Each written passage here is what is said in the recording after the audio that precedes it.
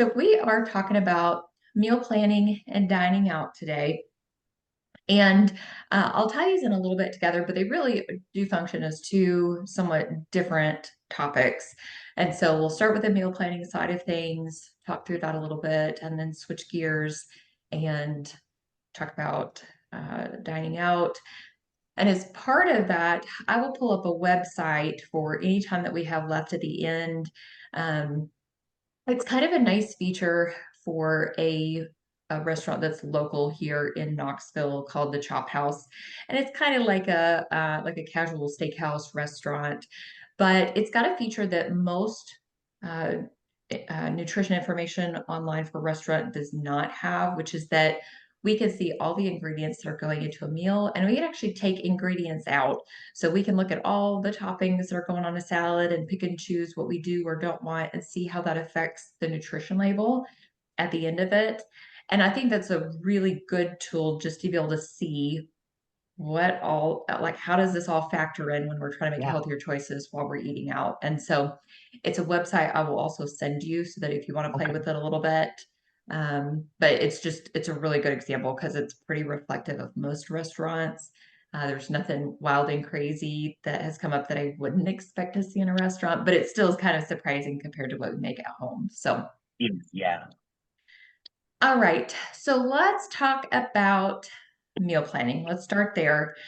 There's a handful of resources that I'm going to reference here, and I will send all these out as we go. But I'll try to talk you through them for anybody that is still driving. So, uh, to start out with, I will be the first to tell you there are many perfectly correct ways to do meal planning. I'm going to talk you through a way that I feel like is very easy, and I've got the tools to be able to send you to make it even a little bit easier, hopefully. But if this way doesn't feel like it sticks, that's okay. There are other correct ways to do it too. Um, so the method that we're going to talk about today really kind of starts with the end process. It feels like it's working backwards a little bit to begin with. So really what we start out doing before we actually make a plan is we look at what foods do we have left over from the previous week.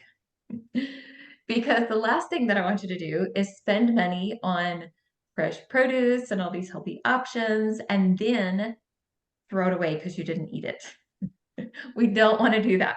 So we got to start with an inventory of what fruits do we have, what vegetables do we have, what protein, what whole grains, all of the things that you want to be implementing in your day-to-day food choices. So we start there. Um, there's some other things that we can kind of add into that thought process. So we start with what we've got, and then we can look at other factors like what produce is in season, what coupons are available, what things are on sale at the grocery store. So any of the things that you might take into consideration before you decide what foods you want to include in your week. We want to plan a time to shop. And so that seems silly of like, we've got to go grocery shopping at some point. But the most common problem that I see people run into is they've got very good intentions. The weekend or that 34-hour reset or whatever it is gets away from them. And then they're back on the road without a really good plan or without the things that they need to implement their really good plan. And so having a set time, if you're able to do that, where you go grocery shopping, or whatever your grocery shopping routine looks like. If it's okay, I'm going to set aside this time to use a grocery shopping app, like a curbside pickup kind of a process, that's fine. But just make sure you've got that time set aside to make your plan successful. Um, before we start the planning process, we also want to take into account any kind of special events that are coming up. And so what I mean by that, if there's anything that might be outside of your normal routine that would affect food choices or what foods may be available.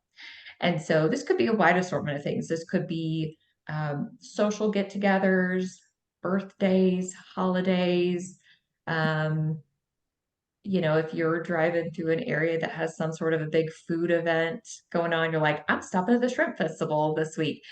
We need to include that in our plan. Any of the out of the box things that are not part of our usual routine. We want to be thinking about those things because those are going to come up. We don't want them to catch us by surprise. And we want those to be part of our plan because it's not to say we can't go to the shrimp festival. It's not to say that we can't enjoy a reasonable sized piece of birthday cake at somebody's birthday party. But if we don't plan for it, then it catches us by surprise, and then we may not be making the best possible choices to support our health and wellness goals. If you are a recipe person, this is a good opportunity to start picking out some recipes, and we can look for things that include items that we have from the previous week. It could be, hey, we just need to try something new. Maybe we are burnt out on eating some of the same foods, and so we're needing some new, fresh ideas. But that can be part of the process as well. And the last thing that I like to remind people about before we start the planning process is don't forget to add flavor. The goal is never to be bland, boring diet because if that is the plan, we are not going to stick with it long term, or at least most people are not. So don't forget the flavor. So, one of the resources that I'm going to show you here is a grocery list, is really what it is. It has a wide assortment of foods that are organized by categories. And I know this print is going to be teeny tiny. It's going to be hard to see for you all. But I'll give you just kind of a quick overview. So the categories include starches, which is going to be your breads, pastas, your starchy vegetables like potatoes and corn and that sort of thing, pretzels, like a lot of snack kind of foods. It's got a category for fruits. It has a category for vegetables. There's dairy and non-dairy alternatives, so milk, almond milk, yogurt. And I know that the print is very small and you probably can't see this, but it also has treats on there too.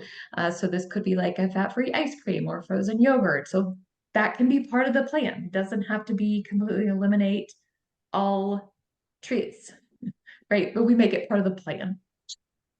There's a category that is fats.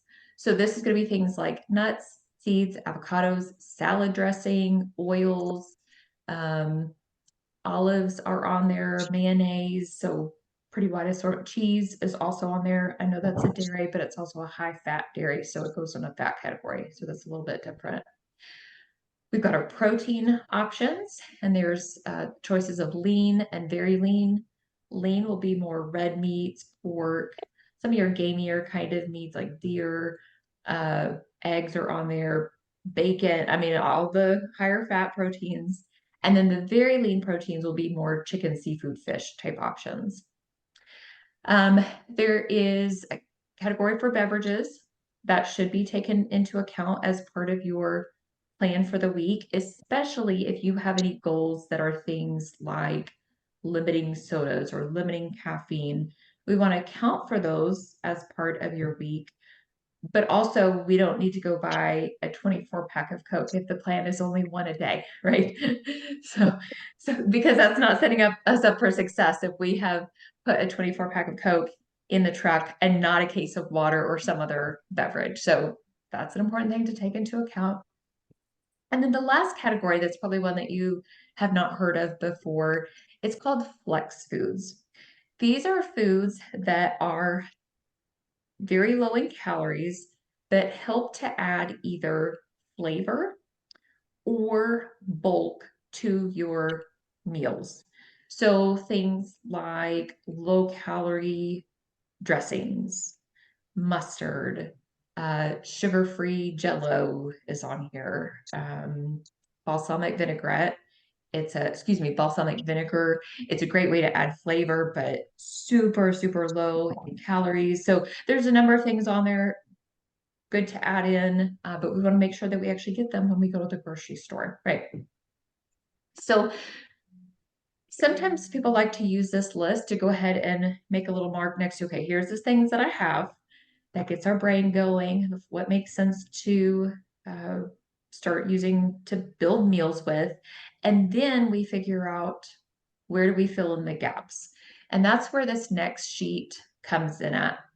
This is just a nice open empty chart where we have Monday through Sunday going down the side, and across the top it's broken down into 6 meals: breakfast, lunch, dinner, and 3 snacks in between.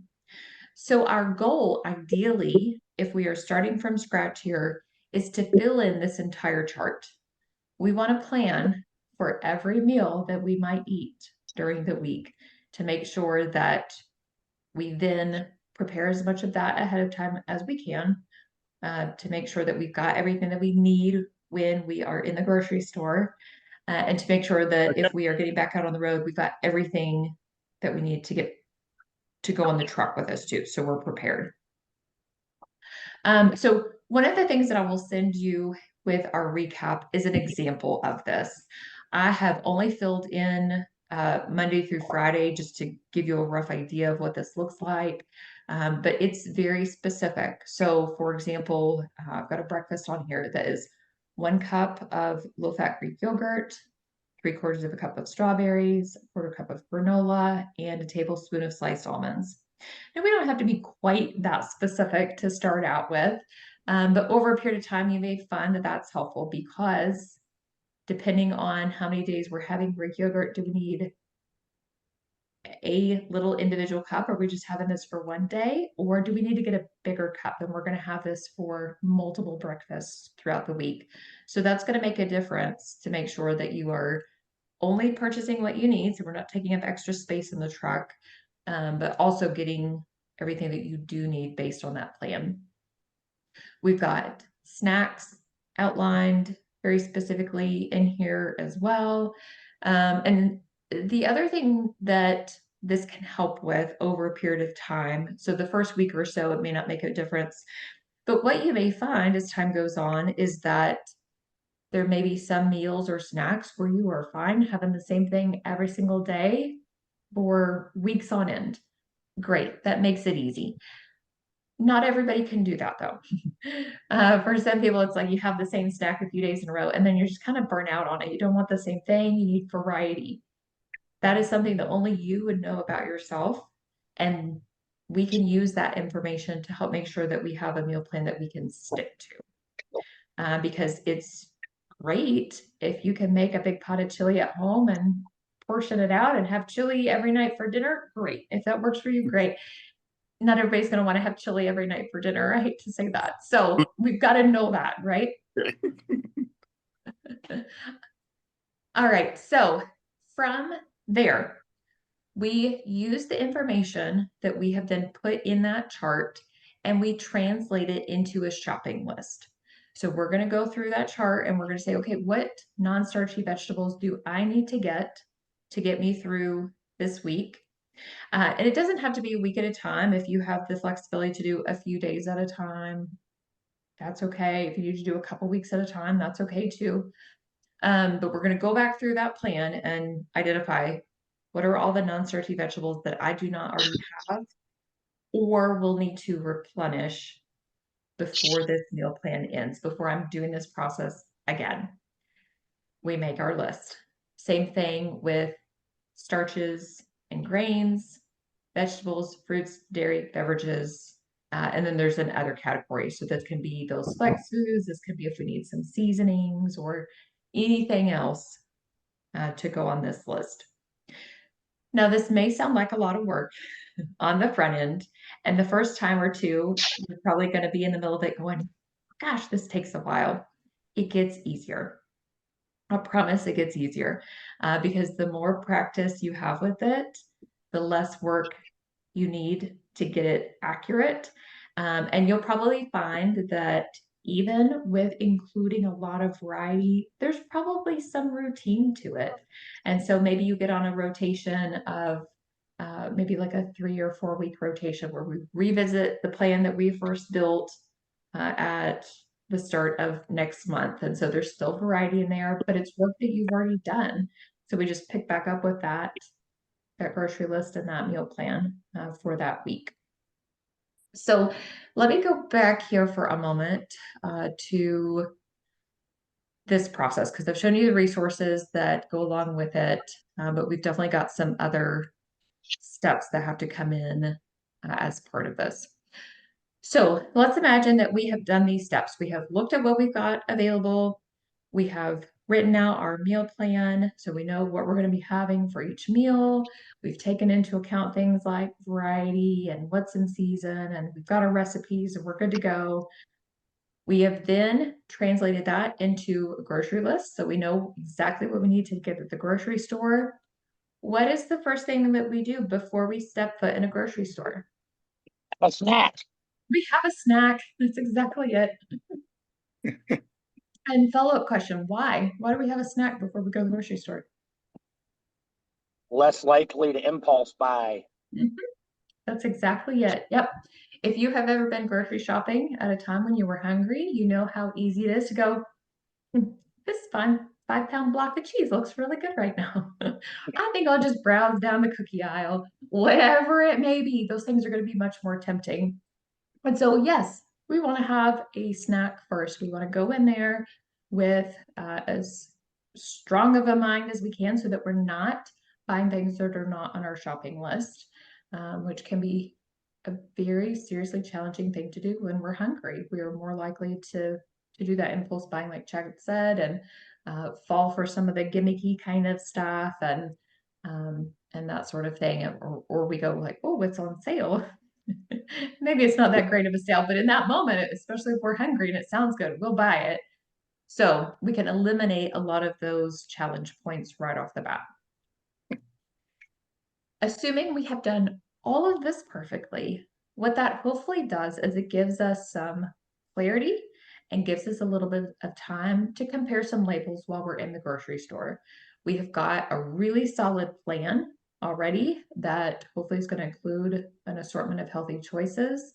And so while we're in the grocery store, we can pare it down even a little bit more. Okay, I've got a plan at this meal to have some cheese and crackers. Let's compare a few different boxes of crackers and see if we can find one that's lower in sodium while we're at it. This doesn't have to be a first step. This doesn't have to be the first week that we're doing meal planning. But as you're getting into that routine, hopefully it gives you that wiggle room to do that a little bit more to make this a progression of even healthier choices. More often than not, what you'll find is that you're going to end up sticking to the outside of the grocery store, which is going to include predominantly your produce, your proteins, your whole grains, your dairy products. There may be a few things that you have to go down a few aisles for, like some whole grain crackers or maybe a specific beverage or something like that. But for the most part, it's going to be just that racetrack on the outside of the grocery store. So hopefully what you'll find is that the time that you've spent on the pre-work before you got to the grocery store, you'll end up saving that time later, essentially is what will happen. And hopefully it will also save you time with sorting out, okay, where are we stopping to eat? Well, if we've got an option that's already made and is pre-portioned, it is ready to go, we're going to spend a lot less time popping that in a microwave versus trying to find some place to park a semi truck and go in, right? Okay, so let's talk about what happens after we've gone grocery shopping. Of course, there's the obvious part of can we do some cooking ahead of time? Can we pre-portion that out? But there are other ways that we can help to support our health and wellness goals that are just little things. Can we wash some of the produce ahead of time? Can we cut some of it up? It's not going to be true for everything, right? If we go cutting up our bananas ahead of time, they're going to be brown. That's not going to work. But there are plenty of vegetables that we absolutely can do that with to have quick, easy, convenient snacks at hand. When we make it convenient, we are more likely to lean in to those foods because we have taken away the barriers of it's not convenient to wash produce when you're on the road, right? It's not convenient to cut up vegetables and fruits when you're on the road. and especially if you are in the middle of driving. So if we can have it in a quick little snack pack, we pull out of a lunchbox or a bag or something up front with us, then there's the convenience. And that's what we want to set up ahead of time. And so sometimes I say jokingly that we want to take the very best version of ourselves and let that person set ourselves up for success on the hard days. Because there's going to be days where we're like, I don't want the carrot sticks. I would much rather have the potato chips. There's going to be days like that. If on our best days we have set ourselves up for success in that moment, even though we want the potato chips, we might decide to eat the carrots anyway, or whatever it may consist of. So be thinking of those terms. Um, when possible, make some larger batches of meals, stick them in the freezer. You'll have them for later, especially if you've got that freezer space at home. That can help to make this so that it doesn't have to be an every single weekend at home cooking type of situation.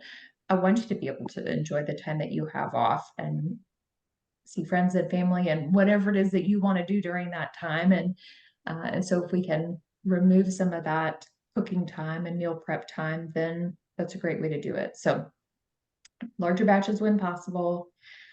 Make sure you add in your flavor. I'm going to remind you of that again. Low calorie dressings, salsa, seasonings. Watch the sodium, of course, but there's plenty of things that we can add to meals that make it flavorful and enjoyable. And that's what I want to make sure that we're being consistent with, because along with the convenience, in order to stick with it, we also have to have it taste good. And so if you hate carrots, you're probably like, yep, never going to be eating carrot sticks, right? So we can make it convenient all we want, but then we're still not going to eat them. So make sure that you're enjoying it, make sure that it tastes good, and make it convenient. And hopefully all of that will help you with sticking to the plan. So, like I said, I'm going to send you those resources that we talked through. What I would encourage you to do is give it a practice run, even if it's just a couple of days. Hey, let's test it out for a couple days this week, see how it goes, build on it from there. There's also an app that I like to recommend, and I will include this in my follow-up email. It's called Meal Lime. They put it together into one word, but it's meal, like we're meal planning, and lime, like the fruit. And essentially, what this app does, you can put in some settings ahead of time depending on uh, dietary restrictions and allergies and what your goals are and that sort of thing. Then you get to look through all sorts of different recipes, which is really the fun part. Okay, what are we going to eat this week? You pick out your recipes. It will then take those recipes and help create a grocery list for you. So it's kind of combining some of these steps together all into one nice, neat app. Um, the app has changed a little bit in the last couple of years. There is a paid version. I personally don't think that the paid version is worth it. So I would encourage you to test out the free version first. And you may find that it gives you plenty of options. And I would tell you, don't pay for it unless you really just feel like you need a ton more ideas for recipes, but it'll get you into that routine and start that process and hopefully make it a little bit easier. All right. Any questions so far with the meal planning side of things?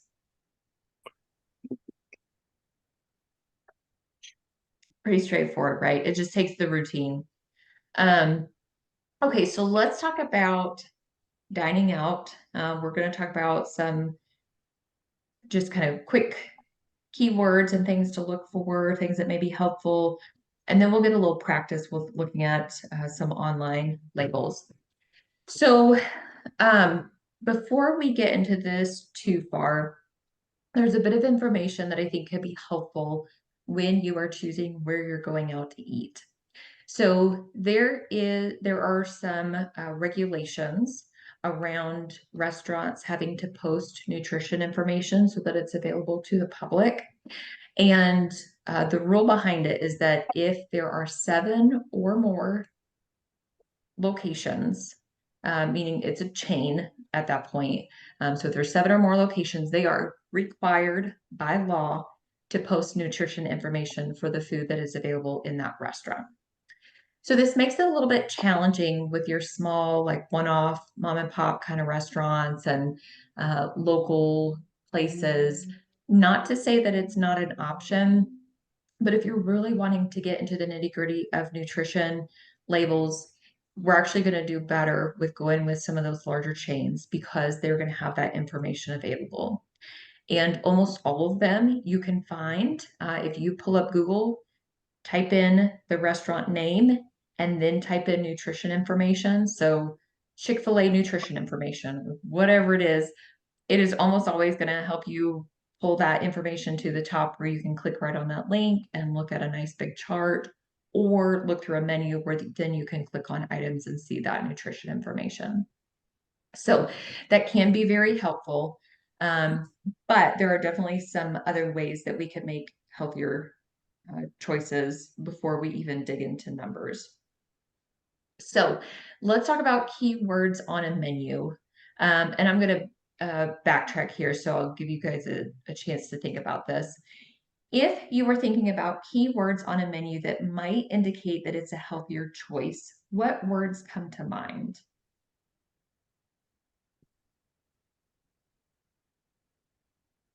Baked, steamed, Mhm. grilled.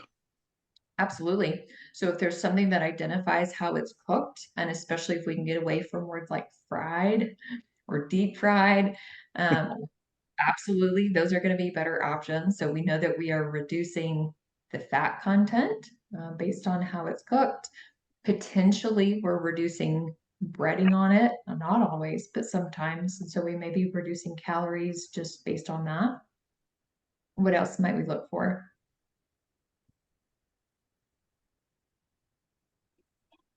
Mm.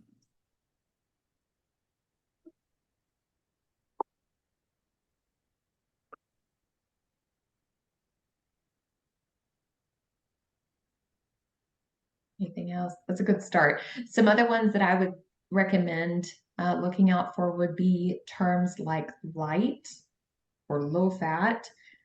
Some restaurants, not all, but some will even have a section of like light dinner options, something along those lines, or low fat options. They have put those items together on the menu specifically for people that are looking for healthier choices. Now, is it going to be the best possible thing? Maybe not. It's hard to know, but in general, it's going to be an indication that we have got something that's either lower in calories or lower in fat, depending on how they're wording it. Sometimes really all that's changing is portion sizes. And so instead of getting the big platter of a salad with all the crispy, crunchy toppings and all the things on it, maybe you're getting more of like a lunch portion as that light entree. If that's the case, it's entirely up to you. If it makes sense to go with the full version and cut it in half, that's all right. Take part of it to go. There's nothing wrong with that. If you feel like it's going to be a better option to get that smaller serving while you're there, that's okay too. But keep that in mind that sometimes that's kind of the way that they have reduced those calories is just by reducing portion size. Depending on where you're going to eat, I would highly encourage you to get some practice with checking that nutrition information. Again, it may only be available if this is a chain restaurant. Some of the smaller mom and pop restaurants will post calories. Sometimes they'll post more information, not always. But it's worth looking at. It's worth just checking, if nothing else, check and see. I'll show you this in a minute. It usually comes as a bit of a surprise, but sometimes the foods that we think are going to be healthier options are not actually the healthier options, or sometimes we can make some slight adjustments to that meal to make a really big impact on the calories and the fat and the added sugar and things like that. Like, let's just take off all this extra dressing and get it on the side, things like that. So again, we'll look at that in a minute, but if we can look at that information online, if we can find it, if it's available, it helps us to make healthier decisions. We get to make an informed decision on what we're eating at that point. And it may ultimately steer you in a slightly different direction, which would be a great thing if we're able to make a healthier choice based on those numbers. Some other things that we can do here would be to make some healthy swaps. There is absolutely nothing wrong with asking if they can make accommodations. This is something that restaurants are, I think, getting better and better about. For a long time, if you asked for like a burger wrapped in lettuce, you kind of got some weird looks. But many of them not only will do that as accommodation, but even put it on their menu that they will do that now. They know people are looking for healthier options. They want to accommodate that to encourage more people to eat there. So why not, right?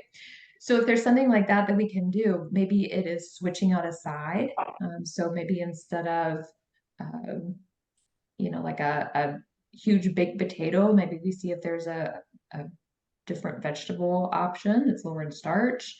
Maybe we ask if it can be baked instead of fried. I mean, there's a lot of different accommodations that potentially could be made.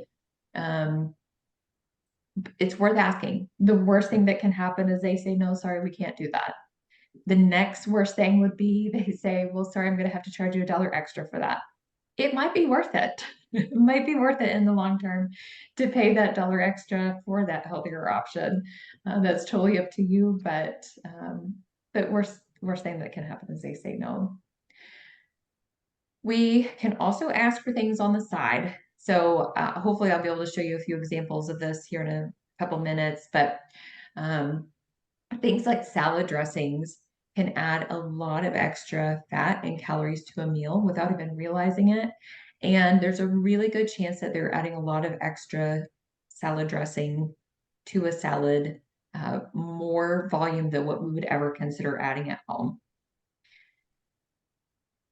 And especially if it's like a Caesar salad and the lettuce has already been tossed in that dressing, we may not have any idea how much dressing is actually on that salad, or how many calories it's adding, or how much fat. This is also true of all the toppings that get added to things like salads and baked potatoes. It's hard to know just how much butter got added to our baked potato because it's probably partially melted by the time it gets to us. And so they're putting a big old scoop of butter on it and it comes to us and part of it's melted. How do we know what we're consuming at that point? And so there's nothing wrong with asking for those things on the side. That's another accommodation that many restaurants will make. Even fast food places will oftentimes do that. So the benefit of this to us is that we don't have to go eliminating all these things, but then we can choose the portion size that we are going to consume as part of it. So we don't have to eat a salad with no salad dressing, but we can dip our fork in the dressing and then in the salad, we're going to get a lot less dressing that way. Or if it's the toppers that go on our salad or on a baked potato, we can reduce that portion size a little bit, or possibly even significantly, depending on where you're eating. Still get the flavor, still get all the things that you love about the toppings on your food, but still reducing those calories significantly. Same thing with sauces. If this is, maybe we're going with a better choice here and we've got a grilled chicken, but it comes with some sort of like a garlicky butter sauce on it. I don't know, I'm making something up here. We can ask for that on the side too. Chances are they have got it in a nice little container in the back and they can put it in a dish separate, and then we get to decide what we're actually consuming out of that. Those are all very easy ways to make accommodations without really changing the flavor of our meal. It's just reducing the volume of some of those things that can add up quickly. And I started to mention this earlier, but the to-go boxes are a great way to be proactive when we're eating out. We, over a period of time, have become accustomed to these really large plates in restaurants. If you're sitting down to eat, you know exactly what I'm talking about. Sometimes they are platter size. And what happens is they distort our perception of what a typical meal should look like. So if you'll imagine with me for a second, if you were to ball up your hand into a fist That is the size of your stomach when it is empty. And so if you imagine some of these big meals that we consume, that's a lot of stretching for the stomach. It is an elastic organ. It's designed to do that to some degree. But if we are constantly consuming these very large volume meals, that stomach is stretching out excessively beyond where it's really supposed to. And it can get to a point where that stomach is continuously stretched out. It never really returns to its original state. So we want to be cautious with that. We want to make sure that we are not stretching out the stomach excessively. So when we think about some of the meals that we may see in a restaurant, like an 8-ounce steak, our body is not designed to digest an 8-ounce steak. And then especially not when we add a baked potato on the side and a appetizer salad and all the things and the bread the bread basket that's in there in front of us. We are not designed to consume all of that at one time. Our body can't digest it. It can't utilize it. It is just getting stored up. And so enjoy the bread, enjoy the salad, enjoy the baked potato, enjoy the steak. Cut it all in half. You've got a whole nother meal for later. And we have saved a lot of calories. We're getting back to a more realistic portion size at that point. It could be that simple. My recommendation, it's going to feel a little odd the first time that you do it, is to actually ask for the to-go box as your meal is coming out. Because what happens is when we see that whole meal and we kind of cut it in half in our mind and we start eating and we get halfway through and there's still food there, our brain will trick us into thinking that we're still hungry because food is available, right? It's feast or famine. We don't know when it's going to be available again. This is a survival mechanism essentially in our body. So it's going to convince you, well, we may need to eat a few more bites. We don't know when this is going to be available again. And so we'll continue to eat well past the point of being satisfied, even to the point of being stuffed and not feeling well sometimes. If, however, we can go ahead and get the to-go box and put half of it in there and only eat what's on our plate, it's this funny little mind game where the plate is empty, we've only eaten half, and we're like, yeah, I feel good now. There's very few situations where we would then go digging through the to-go box to continue to eat more at that point because it's not right there in front of us, reminding our brain that it's available. So sometimes just these little tricks will make all the difference. All right, so let's spend a little time here looking at some nutrition information. And like I said, I will send you the site so that you can play around with it if you would like. But the restaurant that I'm going to be showing you is called the Chop House. And like I said, it's just kind of an average steakhouse. They've got all sorts of soups and salads and sandwiches and all the things. So let me get back here. And I will tell you, I know this is going to be real small, so you may not be able to see it, but I'll talk you through all of the important parts here. So on their nutrition calculator here, they have got the categories of foods that they have, and then you can pull up every single item that they have on their menu. So I'm going to start with a salad just to give you an idea. Sometimes we lean into the idea that it's a salad, it's got to be healthier, right? Not always, sometimes, but not always. So there are no tricks up my sleeve here. I'm going to let you all pick between a handful of different salads, and then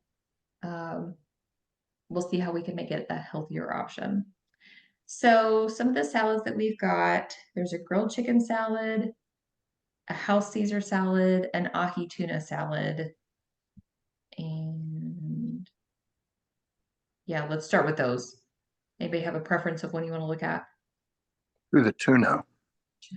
Okay. All right, so this salad comes with ahi tuna.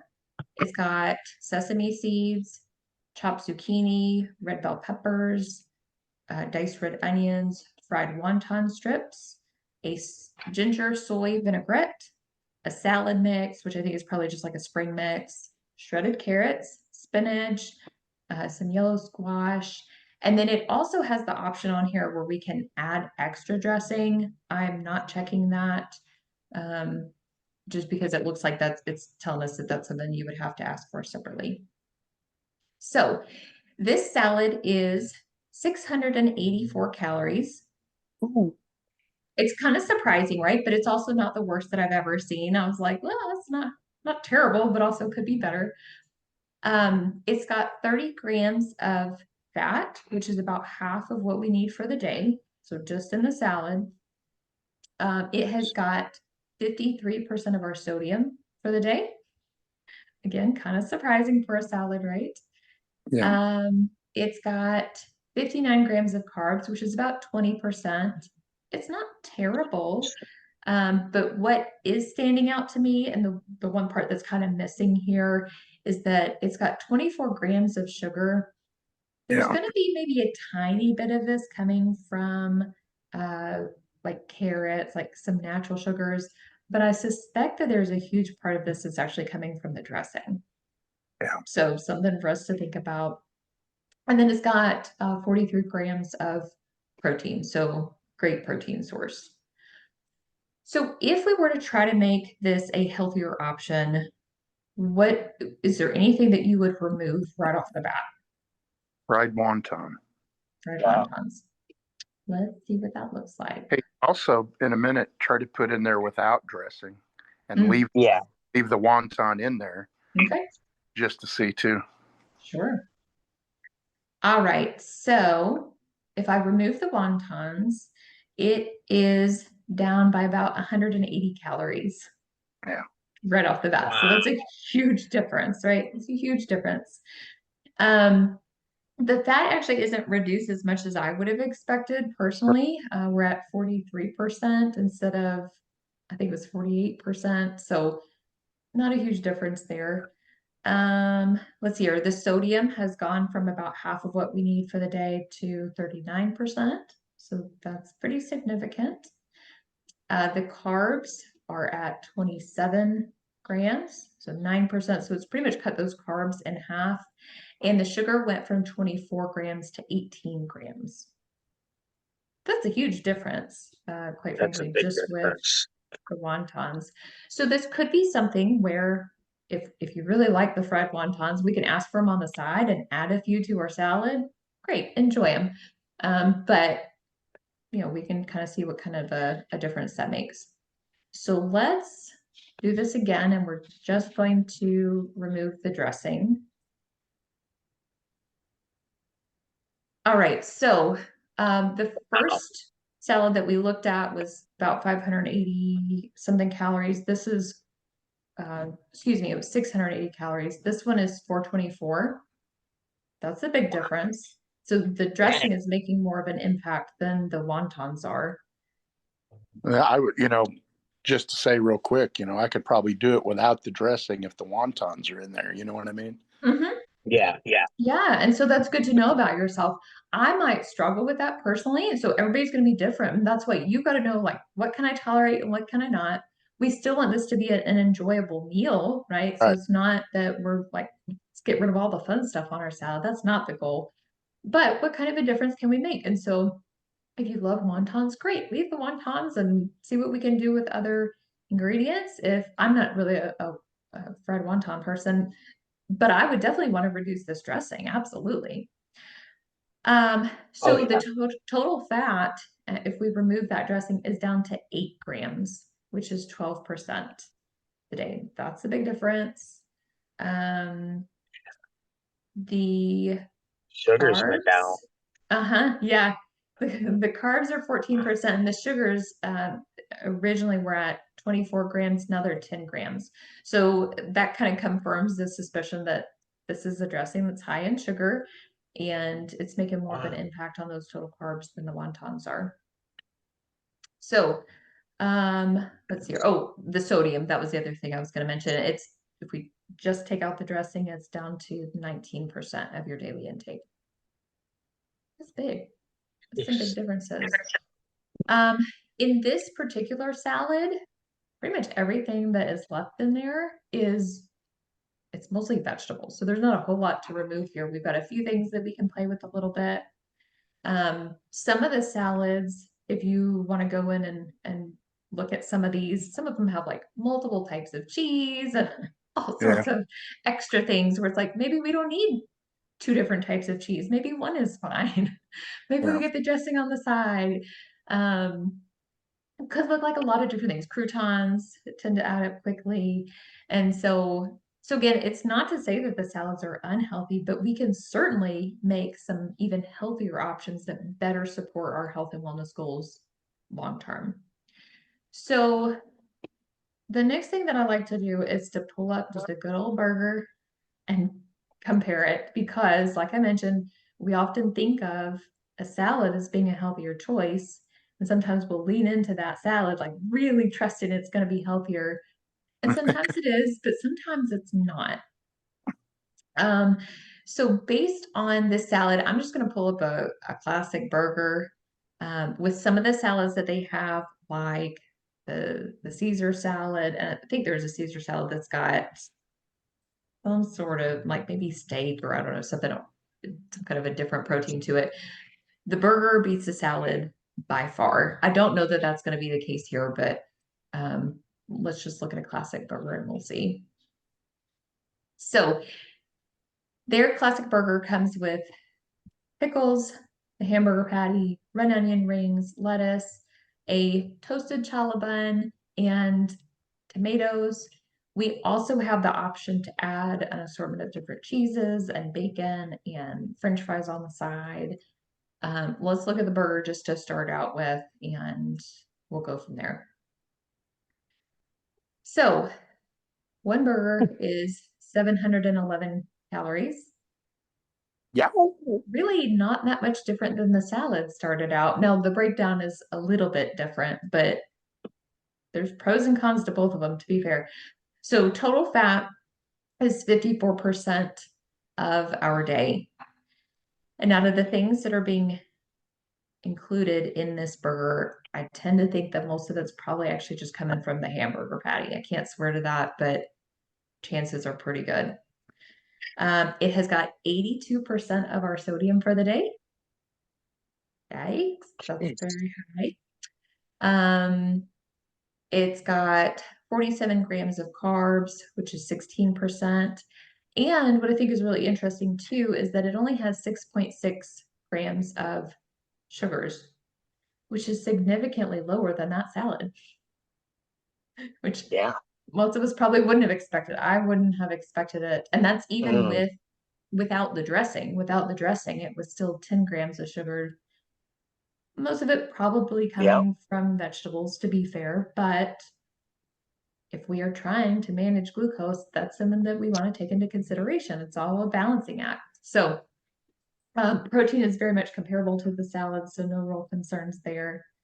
So out of everything that we've covered, is there any one thing that stands out to you that maybe we need to improve on?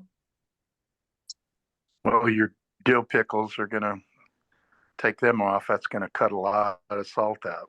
Yeah, that sodium is very high, very high. So as a quick reminder, for the average, very healthy young adult, we can tolerate 2,300 milligrams of sodium. But if we have high blood pressure, are diabetic, or are over the age of 55, we only need 1,500 milligrams. That would be the top amount. And so this has almost 2,000 milligrams of sodium. So if you fall into any of those categories, we're blowing our sodium out of the water just with this one burger. So let's see what it looks like without the dill pickles.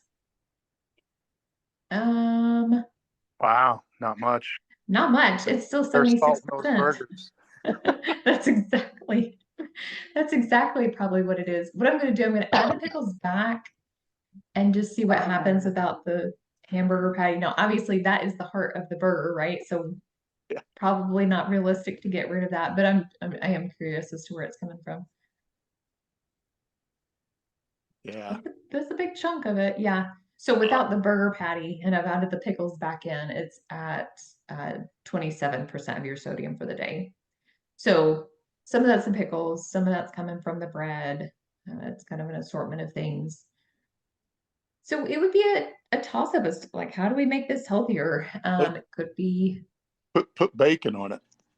Ooh, bacon, yeah. lettuce, tomato almost. See with that, without the patty, without the hamburger. Let's see. So if we add the bacon, it's 38% sodium, 23% of our fat for the day. Oh, wow. It's down to only 11 grams of protein. So it's not a great protein Yeah. source. Started out at 48 grams. So It all shut up. no, but I mean, it's interesting, right? Like, how do we Yeah. make these adjustments? And this one is an especially hard one because there's only so many things we can take off. And half of what's on it is vegetables anyway. So we don't want to get rid of those. And if we're choosing to have a burger, we don't want to get rid of the burger, right? The meat part of it. So this one would be a hard one. We could make some adjustments. We could get rid of the pickles. We could maybe have half the bun. We could ask for a lettuce wrap if we really wanted to go that route. There are some things that we could do. We could cut it in half. Excuse me. There's options, but it really is up to you and your individual health goals and also what you're willing to kind of sacrifice in this case. What are we going to do to make it different? And there's not always going to be a right or wrong answer, is what I'll tell you. But this is very standard for eating out. We're going to see these very high sodium levels. We're going to be seeing kind of surprisingly high levels of fat. I want to show you one more while we're on here because this is their website, huh? You do all that. That's pretty cool. Yes, I wish that more restaurants had this because it puts the power back in our hands to make healthier choices. So put in a whole dinner what you eat there.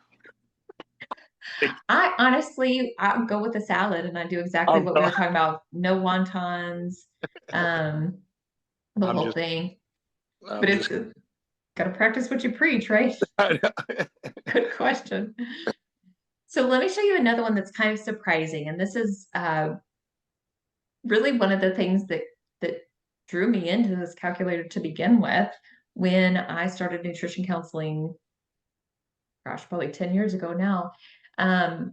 People would come in and say, hey, I'm going to the Chop House. And I say, okay, let's look at some food options. And we pulled this really great calculator and they would have what sounded on paper like really healthy options. And then we plug it in and we're like, what's wrong here? There's something that's just blowing some of these numbers out of the water. So one of the sides that they offer is fresh steamed broccoli. And I don't know about you, but when I imagine fresh steamed broccoli, I imagine broccoli that has been steamed, maybe with a little bit of salt or seasoning to it. That's where my mind goes. That's not what it is. So if I add that to our menu here, this broccoli is 221 calories, and it has got 28% of our fat for the day. Where is that fat coming from? Broccoli, for the record, does not have any significant fat to it. So where's the fat coming from? They're bathing it in butter. That's exactly what it is. Yeah. Yep. That's exactly it. So this is the perfect example of we think we're making a really good choice, and it's certainly going to be healthier than some side options. You know, I don't want to misconstrue that. It's definitely going to be healthier than some side options. It uses the word steamed, which we just talked about, right? Can we identify some healthy ways to cook things? And yet it's still got butter on it. And it's got a lot of butter. So to put this in perspective, 18 grams is an entire tablespoon of butter. It's a lot of butter.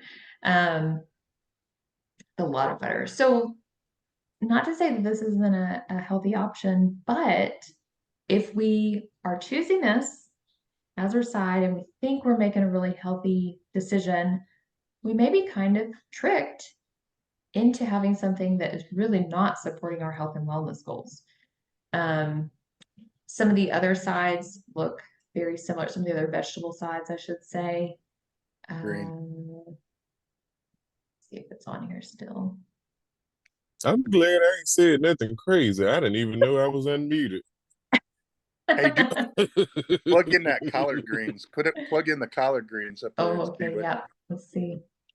Because I know there's a big old ham hock in there somewhere. Probably, right? So this one is 61 calories. It's only 3.4 Oh, wow. grams of fat, which tells me there's still some sort of oil, or maybe there has been, a chunk of meat put in there for flavor or whatever it may be. It's got 17% of or sodium for the day. So it's higher in sodium than the broccoli, but calorie wise, this is a huge difference. So I would think go with the collard greens if you like collard greens. That's a great option here. So, I mean, I don't know about you, but that's surprising to me, Yeah. right? We wouldn't Well, where the expect. ham hock at? I got a crock pot now with cabbage, carrots, and a big old hock in it. Nothing wrong with that. We have a little And flavor. I'm definitely eating at least 2 or 3 of them in one setting. Well, you know what? I'll tell you, if you do that, it's still lower in fat than the broccoli was. Yeah. No, baby, the ham hock. You ain't looked at the Oh. ham hock yet. Yeah. Is that even an option on here? Let's look. I don't know. It gotta be. It ain't nothing but fat. Cause I don't want nothing but the skin. I don't even want the meat. Be quiet, Cedric. You're making me sound. You sound like I could get a piece of your greens if you got some ham hocks in it. Oh, I don't know. I don't Nah, they think probably. they've got anything like that. Probably not on the menu, but I don't disagree. There absolutely could be something like that that's cooked into those collard greens. I think that's a very real possibility. They used to, oh, it is on here, grilled asparagus. Okay, so if I look at the asparagus, it actually has it listed separately that they add steak butter to it. But it's not on the broccoli. So it's kind of an error on their part. It's not completely accurate, but also they're not required to post this information. This is a lot of extra information that most restaurants don't provide. And so, Right. so anyway, the asparagus looks very similar. It's a lot of extra calories that don't make sense. It's coming from fat. This is Steak butter. yeah, steak butter. Yeah, I'm which gonna go means there. they're also adding it to their steak just to Yeah.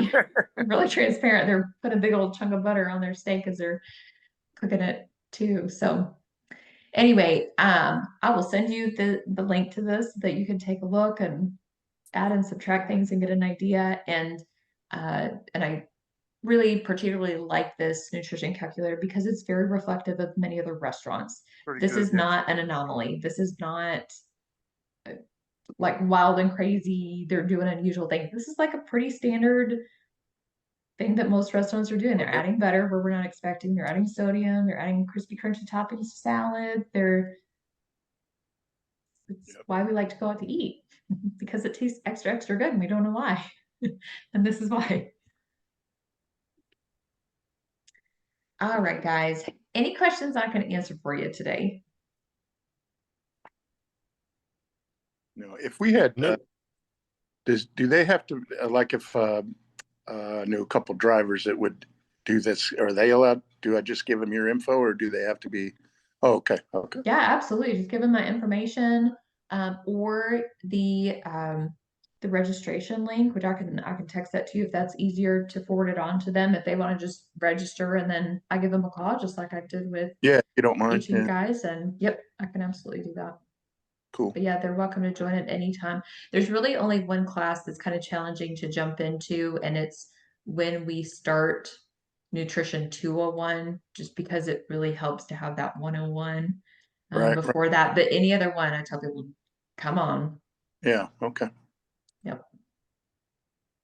Yeah, good question. But yeah, I'll send you that link through text here in a couple minutes. You're fine. Thank you. Mm-hmm. With the diet that I sent you, Mm-hmm. I have lost about 10 pounds this week so far. Good job, Cedric. And how are you feeling? Good. Good. I cheated though. When you said put the meat in there, I cheated today and yesterday too. When you was like, you can do 3 to 4 ounces of meat, that was all I needed to hear. I was like, well, Good. my soup shall be cooked with meat. Yeah. And I had neck bones in. Nope, I had smoked turkey necks the first day in there, and the next batch I cooked ham hocks. Okay. Well, so be it. I'd rather you have the And turkey. protein. I mean neck bones. I would rather you have the protein. So just so everybody knows what we're talking about here, Cedric sent me, it was kind of like a fad diet a couple decades back, and it was advertised as like this really healthy fad diet. But it starts out really extreme with like, we're doing a vegetable soup for every meal for days on end, right? And so you get a lot of volume, which can be helpful so that you're not feeling hungry. It also is very low carb, so you're getting into this ketogenic range, which is low carb, so your body's shifting its energy source. And we tend to see a lot of quick weight loss with that. However, if we're not getting enough protein, our body will try to use muscle as a fuel source. And so it wasn't like anything crazy and healthy. It was just, hey, you probably need some protein to start out with. So I would add in protein earlier than what they are recommending you do that. So anyway, yeah, so I'm glad that you did that, because without that, it's extremely low calorie, and your body's probably burning some muscle mass, which is kind of counterproductive for weight loss. Yeah. Yeah. Yep. So it went pretty good. I'm on day 6 right now. Okay. So That's all you eat is just the soup. That's it. day 1 was soup and fruits. Oh, Okay. that's right. Yeah. Because I was thinking it was something like, remember the cabbage diet, Mm-hmm. but I That's think, what it kind of reminded me of, but there were a few yeah, other things that were sprinkled in. Yeah. Yeah, day 1 was soup and fruits. By Yeah. day 4 or 5, I think is when they start adding meat. You can have like 10 to 20 ounces of beef, but you can substitute the beef for another meat if you Mhm. wanted to. Yeah. And then day 6 or 5, one of them, you can have like 3 steaks. whoa. Yeah. It kind of jumps around a little bit. Like there's one day where they're like, and treat yourself with a giant baked potato. Right. I got kind of tickled with some of those. I said I Um, treated myself with a giant neck bone. I still didn't have the potatoes. oh goodness. Well, I would much rather you make sure you're getting adequate protein. Not we don't need a ton of extra, but adequate protein. Um, and yeah, the fruits were in there. I forgot about the fruits, but yeah, I mean, it's not totally wild and crazy like some of like the cabbage soup diet and some of those really extreme ones. And so I was like, okay, I can get behind this with a few modifications. But so My also, grandmother lost 20 pounds the first week. did you really? Oh my Yeah, goodness. but she following hers strictly to the T. Yeah. Yeah, it's a I lot said, all of, right now. I mean, it said that you would see quick weight loss, and I don't doubt it, but I also want to make sure that we're losing weight from the right places, right? If you're losing muscle mass, that's not supporting your health and wellness goals, because then you just have to try to gain that back later with more activity. Whereas if you can maintain that muscle mass, which is kind of one of the harder parts of losing weight, is how do we lose weight specifically from body fat and not lose the muscle mass? Right. Then it helps to keep your metabolism up and going while you're still losing weight, which is a good thing. Hey, I Keep might you have burning some extra pictures calories. So sleeping up back, but it might be a couple hours. Some other empty stuff. If I straighten up, I'm gonna be out in the middle of the road. I mean, you can't parking that place out. I do not miss Yeah, that. I can, but no, I'm sure not. with my truck, it's gonna be sticking out far. My truck gonna be sticking out far. Go ahead and do it. That's too funny. I'm sure you guys get caught in a lot of conversations like that. I'm like, that's not gonna work. I'm in a semi truck. Not, well, I miss some things about it, and No, sure. but I had more problems with other drivers nowadays than Really? it used to be. Oh yeah, just because nobody helps anybody anymore. Everybody's always crying and whining about stuff, and Yeah. it ain't what it used to be. Yeah. I think there's just kind of been this loss of a sense of community like there used to be. Yeah, if Yeah. you're on the road, you can guarantee a truck pulling up behind you and seeing what you need something, but Mm-hmm. not anymore. Yeah. Yeah, and I hate to hear that because I really do think it takes us a community to make Sure. it uh, the best that it can be, right? Oh, yeah. Drivers supporting drivers. Yeah. Yeah. Yeah. Well, cool. Yeah. So anyway, to just to briefly get back to this diet that Cedric was doing, there's really a lot of good components in that we're getting a lot of uh, fresh produce in, which is a good thing. It gives us an assortment of vitamins, minerals. We're getting a healthy carbohydrate source. We're getting fiber as part of that.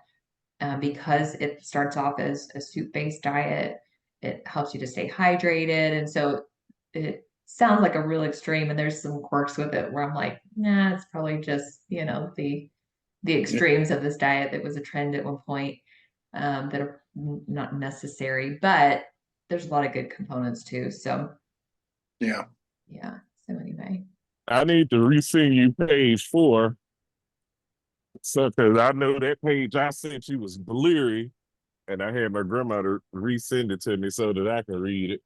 It's Oh, really, there were parts where I'm like, I think I'm kind of filling in the blanks here. I think I understand the gist of it, but I'm sure I didn't quite catch all of it. But that one was a little ways out, right? Like a couple weeks. that's a week diet. It's a 7-day diet. Okay. Wonder if it's kind of like a chemical breakdown diet or something like that, I don't know. I It's don't supposed to know. be for surgery patients that need to lose weight. Interesting. I And think they can't, that's for people that ain't moving at all. Right. yeah. What's creating a big calorie deficit if most of what you're consuming is broth and veggies. It's a huge calorie deficit right off Until the bat. you get to that day where you can have 4 steaks. Right. Yes. Well, the day before that one, you can have some. You can have at least 120-ounce steak. The Oh next my day, you can goodness. have at least 60 of them. Funny. I'll tell you, so with diets like that, at the time that that came out, we didn't know what we know now about saturated fats. And so if we were to go Oh, yeah. about like, how do we make this a really healthy way to go going forward?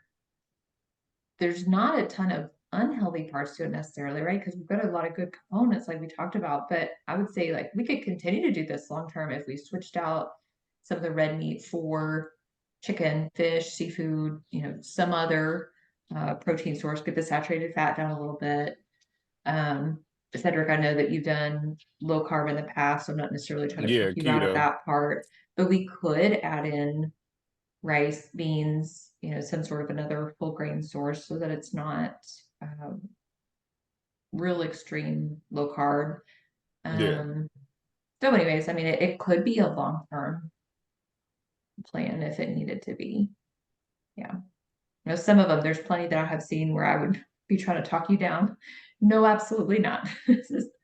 It's not supporting your health and wellness goals long term. And that Absolutely probably would not. be the keto diet that I was doing when I lost 60 pounds. Maybe. Yes.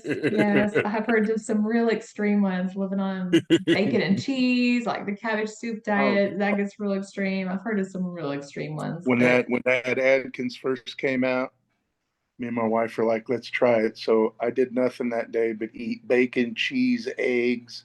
At the end of the day, I felt like crap, and that was the last day I did it. yeah. I don't know if you guys saw in the news recently, but there was a guy who was doing some sort of a dietary plan that was very high in animal fats. And this is probably going to gross some of you out, but his cholesterol got so high, it was literally leaking out of his skin. Like Oh, his hands had like this, they were leaking cholesterol out. yeah. I'll spare you the details beyond that, but it was like very shocking. Yeah. Mm, I mean, some people can handle it, you know what I mean? But it wasn't for me, Sure. you know. Yeah.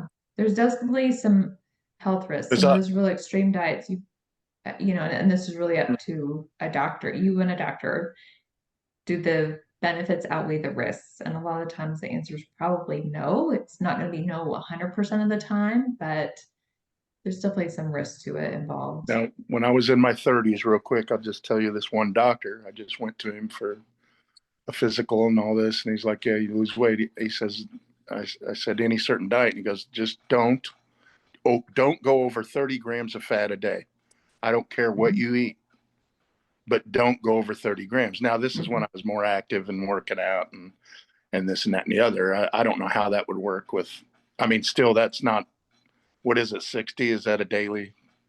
It really depends on your calorie need, but 30 grams is pretty low. Yeah, well, there's some days I wouldn't even hit that. I'd hit like 15. Wow. I used to buy those garden burgers back before they're worse for you now, but or just watch what I ate. I ate a lot of stuff that didn't have, pasta. I ate a lot of pasta because it doesn't have fat in. He said, Sure.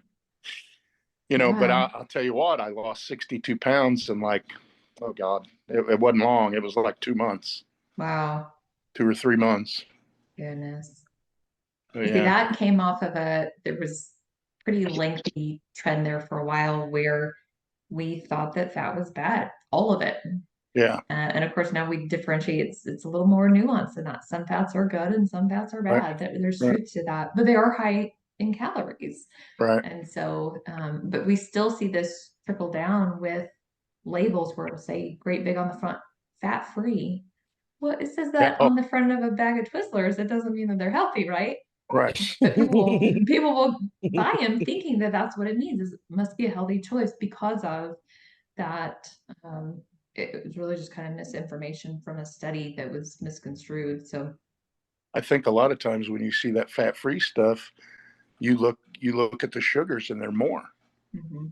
Sometimes, yeah. Like fat-free, low-fat is it? I think it's fat-free peanut butter or low-fat peanut butter. It's got a ton of sugar to it, a ton of sugar. Yeah. And so yeah, we're not really doing ourselves any favors with things like that. But it's all a balance. How do we get that saturated fat down, but also get the sodium down, but also keep the added sugar down? And sometimes there's not a very clear worst choice, but sometimes there are. Well, I'm enjoying my diet. I got more energy than I've ever had. Good. I'm glad to hear that. Because it don't call for you to starve yourself or count no calories or watch calories. It actually tells you the more you eat, the more you lose. And with as far as the preparation, like you said, about the meal plan in the day, I was like, oh, I can cook. You've already done that, right? Once every 2 days. Like right now, I was to show you my refrigerator. Yeah, I let's got see it. bags of soup up in here. That's awesome. Hold on, somebody calling me. Uh-oh, am I back on? Yeah, you're on. Yeah, I Flip can this see it. thing. How you flip the camera? I don't know that you can just Oh, there Yeah. you go. turn it around. Yeah. So I just got Oh, bags wow. of soup sitting up here. Nice. And when I Perfect. get ready to eat, I just take and grab a bag of soup and throw it up in my bowl and put it in the microwave. And Perfect. then I'm good to go. That's awesome. Then I was like, this might be the thing, but I broke my crock pot today. It Oh, fell I off the love my top. crock pot. It fell off the top of the Oh, microwave, Oh off the no. refrigerator and shattered. I say, dang, now I gotta go to Walmart. But I'm good because I've already made my dinner. Here you I go. just gotta grab a bag and go. I'm glad you're covered for a couple of days. Those are the unplanned things. Like stuff just happens. So we do the best we can, and there's gonna be a curveball every so often. Like the crock pot jumps off the microwave today. It happens. God, dog. Well, that's great though. I can get a bigger crock pot this time There you go. because I be wasting the juice when I'm making this pot of soup. Is always wasted while I'm driving. So instead of, I think that's a 6-quart crock pot I got, and I need to get an 8-quart. I need those 2 more quarts. Absolutely. Well, I can get behind that plan. Absolutely. I like your thinking there. Yeah, but their preparation is lit. I love it. Just grab a bag and go, and then it don't cost me nothing but like $30 top to get all the stuff that I'm getting for my suit. That's awesome. So that means I'm spending $15 a day compared to spending almost $100 a day going out to eat. Yeah, that's awesome. That's awesome. Well, this will be one to tuck in your back pocket because it can be a good go-to option, even if you move beyond the soup every so often. Pull the soup recipe back out, make your soup, add whatever kind of protein you want to it, give it a little variety if you need it, but it's going to be a good go-to for Oh, you. I started with protein, so it'll never be vegetable. Let's go have some Yeah. kind of meat. I Yeah. gotta go get me some more ham hocks now. I ain't got no more. Turkey necks or pork necks. Smoked pork necks are good too. They're leaner than the ham hocks, but I know what you mean. I like the skin on the ham. It's Oh, I all know. about I the know what you're skin. saying. You ain't telling me nothing. I You could ain't- do without the meat. The skin, I gotta have it. All right. Well, it's good to see you guys. I'll see you next week. Good to see you all. Mhm. Absolutely. Be safe. Absolutely. You too. Be safe out there. Thank you. All right. Bye-bye. All right. Yeah. Hey, David, did you see my email about the class options? Because that'll be coming up next week for you, I think. Yeah, I think, yeah, I saw that. You sent that last week. Yeah, Yeah, you don't have to know today. I just want to make sure you got it so you could think about it. Because if you want, we can transition you into one of those groups next week. okay. Yeah, I'll probably look at it again tonight or Sure. tomorrow or something. And Yeah. it was like a Monday night and then like a Wednesday noon type thing, or if I Mm-hmm. remember Yep. right. Yep, that's exactly it. So it's Monday, 8 p.m. Eastern time, or Wednesday, 1 p.m. Eastern time. And Cedric, this will be coming up for you here in a few weeks too, because we are in week 7 and you had already attended week 8, but then we missed you week 9, 10, 11. So you got a few more weeks. And at that point, if you need any classes repeated, you're welcome to do that. Or if you want long-term support, we've got the ongoing groups. And so those are those Wait, two. you say I missed week 9, 10, 11. That's what I've got on my chart. Now that doesn't necessarily mean that's 100% accurate, but let me see here. I don't remember missing that many classes. Let me pull up the schedule and I can see if you recognize these topics. Because it could have been that you even watched the videos later and didn't really miss anything. Okay, so I knew I missed one of them weeks because I was gone home. Yeah. And then another week, you had text my other phone. That's right. Yeah, I remember that now. So week 9 is heart and brain health. Do you remember that one? I don't know. I don't think so. What about hydration? Yeah, because we was talking about the Powerade. I was talking about Powerade. Okay. And then week 11 is And we were talking, that's that when we were talking about the salt and stuff. That's right. Mm-hmm. And then week 11 is building healthy habits. So it's like the habit loop.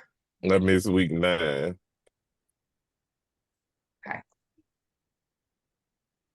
All right. So really you've just got a couple of weeks. Next week will be week 8 and then week 9. And then, like I said, if you need any repeated, you're welcome to attend them. Or we've got the long running group. But I'll also tell you guys, just to be transparent, it does not offend me whatsoever if you're like, you know what, I feel like I got a lot of information. This one was helpful and I don't know that I need a long-term class. I'm here to provide whatever it is that you need. So, so just know that too. But if you want the long-term group, there's a Monday night group and there's a Wednesday group that's around lunchtime. And the way those are structured is that 1 week we have a topic very similar to how we do this class. And then the next week we talk about goals. So we're reviewing your goals from 2 weeks prior and setting new goals, and just kind of an open discussion sort of a class, and then repeat that cycle. Sounds So, good to me. I okay. can teach them about ham hocks and how to make greens from the south. You absolutely can. You probably, well, I don't know, both classes, things like that come up all the time. So I've got one that's like all about bone broth. I've got one that is trying to figure out how to fit in, oh gosh, it's some sort of a New Orleans, uh, something with crawfish. I can't remember, which it actually nutritionally is pretty sound. It's just lots of fat in it. But oh yeah, we talk about all sorts of meals and nutrition labels, and nothing is off the table. Yeah, everything I cook is fat. That's why I was telling, who was I talking to? I was like, I don't know how healthy my soup is. Oh, my grandma. Like, I don't know how healthy it is because you know it is very full of flavor. It started out being cooked in broth, beef Yeah, and chicken. yeah. And I I still mean, added some bouillon cubes to yeah. it. Well, so that's more so just going to be adding flavor and some sodium. We're going to watch the sodium, but I don't know. I'll have to Well, look I at didn't some. add much salt. I probably put about What about the bouillon though? 4 tablespoons. 4 tablespoons or teaspoons? No, table. No. I Oh was no. look, I don't know what it's about this much right here. Like if you do this, it's about that much. We may want to measure this just for. Oh my goodness. I put that in, I put some salt, I got some curry powder, garlic powder, onion powder, Okay. Those are all good. uh Add some seasoning. Nothing wrong with that. it was garlic pepper, and a little bit of Creole seasoning, Okay. which is salt. Yeah, some of it is, yeah. Um, yeah, some may want to watch the sodium with the long term. I'll look at the ham hocks, but chances are, if you are not adding any other foods with saturated fats, and especially Mm-mm. if we've got some variety with protein, so as long as we're not eating steak as our only protein, if we get some chicken, get some seafood or fish or something else in there, I then haven't had nail steak actually. That's what really, I did a tweak because I much rather have a piece of chicken than okay, a steak. okay, So I that's a was good like, thing I in ain't this had no case. chicken all week. So I Yeah, had 2 pieces of chicken this morning okay. and some cabbage greens. I wasn't supposed to have the cornbread, but I who eat greens without cornbread? So I had the cornbread and I made a salad, which the salad about threw me off, honestly, with crab meat on it. Okay. I mean, it sounds like some good options. I can get behind all of that. So I wouldn't be so much worried about adding the ham hock to the soup. We're getting a little bit of saturated fat, but in the big picture, right, that's really not concerning because you've made some really great low fat, lower fat protein choices. Right. I'm on day So 6 and down 10 pounds. I think I did mhm, good with the cheating. that's awesome. Yep, that's awesome. And I'm glad you're feeling good. That's really an important part of it too, having good energy and all that. Yeah, I got more energy now than ever. It's weird to me. Isn't that funny? It's a great thing though. Right. That's exactly why we start with nutrition, because if we can get the nutrition just right, people start feeling better and then there's motivation to do other things. So Right. And I started working out too. It mhm, just been raining every day, so that was a wrap for it seems like it's been raining for the past since I've been at work. This the yeah. first day it's not raining. Yeah, it's that season again. I'm like, God, dog, Yeah. can't do nothing. Oh goodness. Well, you guys be thinking about those other options, and if there's, What time is the Monday class? it is at 8 o'clock Eastern time. In the morning? 8 p.m. Oh. Okay. And Wednesday, you said Wednesday at 1 o'clock noon Eastern time. at 1 o'clock. Okay. Yeah. We'll see. 12 noon. Okay.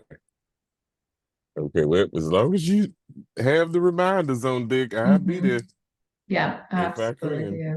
Absolutely. What I do with them is you've got the option. What I try to do is like, let's tuck you in one and have some consistency to it.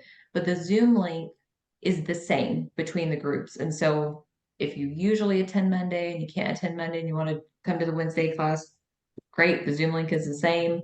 But I will usually just send that reminder on the same day. And so that's why it's helpful to know if there's one that works better than the other. But if one week you're like, hey, I can't make the Wednesday group, can I do Monday group? I'll absolutely Oh, okay. do Wednesday and that. Monday is the same thing. It's just which day works better. Yeah, it's the same group. We are it started out as just a Monday night group and we split it up because the group just kind of got too big for one hour. And so it was to give more flexibility for people's schedule. But yeah, we're covering the same topics. That 8 p.m. probably worked better for me. Okay. Because that 12, sometimes I don't even get up until about 2. Totally understand. I've got somebody who pretty much right after class is like rolling into bed because he's driving through the night. So that's why we've got multiple options, try to cover all the schedules. Yeah. Yeah. All right, guys. Well, I think that's everything. David, if you'll let me know by next week, we'll get you in one of the groups, either one, totally fine. And or if you need a break from class for a while, there's nothing wrong with that either. I'm not going to pressure you one way or another. Just whatever works better for you. Okay. Yeah. Yeah, I'm thinking long term, it's good to do this every week because if I don't keep it in my head, I'll might wander away. Sure.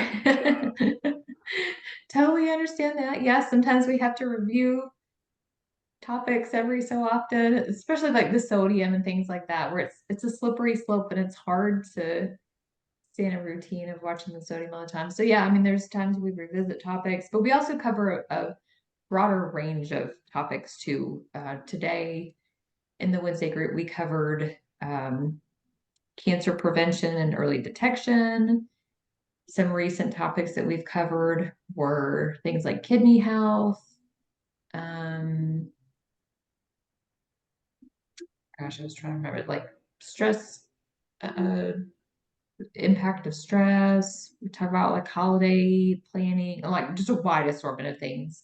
One of the groups asked about if we could cover the lymphatic system. So we're going to do that at some time in the next month. So, I mean, it's a wide variety of topics, just depending on what everybody needs, what they want to learn about. Mm-hmm. Yeah. All right. All right. Good deal. Well, you guys are good to go. It was good to see you. Drive safe out Likewise. there. And I'll look forward to seeing you all next week. All right. All righty. right. All right. See you guys. See you. Thanks. Bye.